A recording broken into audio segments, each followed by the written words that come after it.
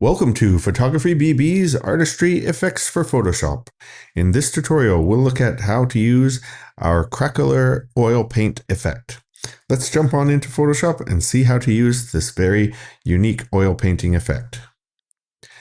This effect comes in three orientations. We have shown here a landscape orientation, and we've also included a square orientation and a portrait orientation template to meet all of your needs. To get your image into the template and run the effect, all we have to do is double click on the top layer thumbnail right here. So not on the layer text right here, but on the layer thumbnail to open up a smart object layer. And you'll see here a new tab opens with the smart object layer. And all we do is we go to the menu File, Place Embedded, and choose the image that you would like to work with.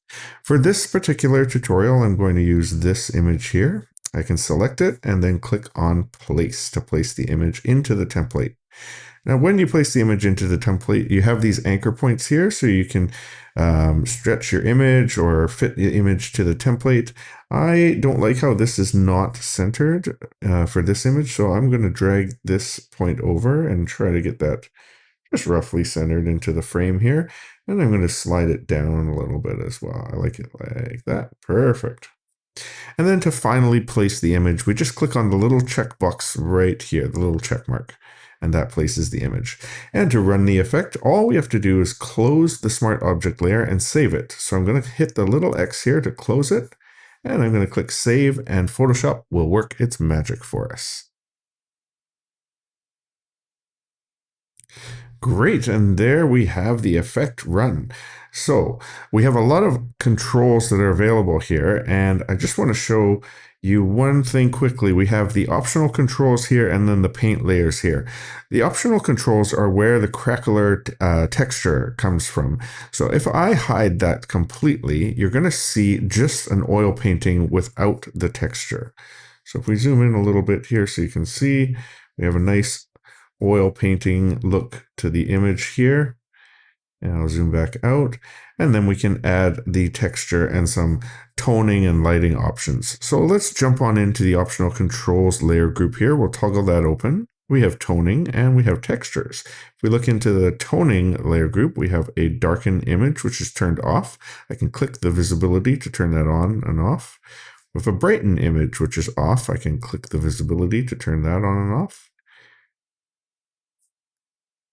We have a vibrance layer. You can do some interesting things with the vibrance layer. For these type of oil paintings, most of the colors are pretty muted, except for sometimes yellows, reds, and greens. So what we can do is we can click on the layer mask of the vibrance layer. So not on the layer itself. We're going to click on the layer mask, and you'll see that highlighted. We're going to hit the B key to activate our brush tool. And we're just going to flip the swatches so that black is the foreground color. And if I paint with black, I'm going to hide the vibrance adjustment, which is actually desaturating the image a little bit. And I can paint over in areas where I want more color to show up. So I can paint over these pairs here and over the bottom ones as well. And I'm at 50% brush opacity. I might want to crank that up actually to 100%. And let's go over those again. And yeah, there we go. And you can see here, it's just bringing out some of the vibrance of the fruit right there. Now, if I zoom out and we turn this on and off, you can see how now the fruit is more yellow and the background is desaturated. Okay, now let's see. We have a hue and saturation color adjustment layer. Any of these, you can double click on the adjustment layer icon to open up the controls. And the reason we have this one in here, it's zeroed out right now, so it has no effect on the image. But if you wanted to affect things independently, such as the yellows, the greens, the blues, you can do that like this. Let's just say we wanted to boost those yellows, but don't actually want to, but we're just demonstrating that here. You can do that, or maybe we want to darken them down a little bit. Nope. I liked it the way it was. So we'll just keep them all at 0 for now, but it's just something to play with and an extra control for you to use. We have a contrast adjustment layer here, which actually reduces contrast as we see in oil paintings, and a color filter, which gives a sort of a general warming tone to the image. Again, you can double click on that, and you may wish to play with the density, move it up a little bit. These oil paintings, as they tend to get older, they have a yellowish or orangish color cast to them. So that's why we have this color filter layer. So we'll close up the toning layer group, and we're going to jump into the textures. So right here, we have our first texture is actually the Craquelure pattern. This right here is a contrast adjustment that we've made to the Craquelure pattern, and you don't really need to play with this one at all. But what we can do with this one is, I'm going to click on it to make it active. You'll see it's set at 60% opacity right now. And if I want to enhance that, I can really bring that up, or I can mute it a little bit by bringing it down. I'm actually going to mute it. I think around 42 is good. And another thing we can do with it, let's go up a little bit. Another thing we can do with this is we can double click on the Craquelure pattern, and then we can change the scale. So if you want the pattern to be larger or smaller, so if we want smaller, we go down in scale. Click OK, and you'll see the difference there. If I undo that and redo that, you can see I made it smaller. Or if I want to make it larger, I can, let's say we go to 200. We can make it larger, or we can go to 500, make it really large. But for this tutorial, we're going to keep it at the default. Oops, let's cancel the.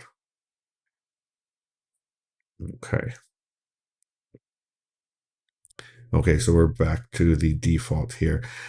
So for this one, you can play around with it. It's going to look different on every image, and that's why we have these optional controls to play with. I'm actually going to reduce this opacity back down to 40, so it's a little less pronounced. And now we have some paint crack layers. We have different ones here to play with, and to activate them, all you have to do is turn on the visibility. And you can see we've added some paint cracks here. This one looks really cool. And we have a bigger one here with some paint peeling as well, and some wider cracks here as well. And these are going to depend on the image that you're working with. I actually like this one for this particular image, so I'm going to keep it, but I'm going to highlight it to make that active, and I'm going to reduce the opacity from 75 to 50. Yeah, let's go around 50% there. And you can see turning that on and off, we have that sort of cracked paint look. And again, if you just want the oil painting without the Craquelure texture, you can turn off the visibility of the entire textures group, and that gives you just your oil painting right there. We'll close that one up. And we'll close up the optional controls. We'll jump into the paint layers really quickly here. We have some detail highlights, and these are highlight areas that show up in white, and they are going to be different for every image. Right now it's set at 45 opacity. If I crank it up, you may see some changes to the image just in the bright highlight white areas. This original image didn't have a lot of white in it, so you're not seeing a lot of difference when we play with that one. We have the detail lines, which are the detailed areas of the image in black. So if we want, we can crank up the opacity. And again, it just gives more outline to the detail areas of the image. We have a smoothing layer right here, and it doesn't do a whole lot when we're looking at it with the texture. But if we turn that on and off, you can see how just gives a more general smoothing to the overall image. Here's the oil paint layer itself, and if we want to, we can reduce the opacity of the oil paint layer to get back the original photo. So there's the full oil paint, and there's no oil paint. That's the original photo with the texture on top of it. And we have the original layer underneath, which is what you were seeing there.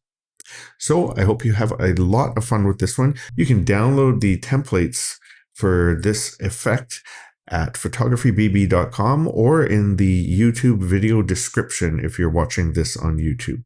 Thank you again for choosing Photography BB, and happy photoshopping.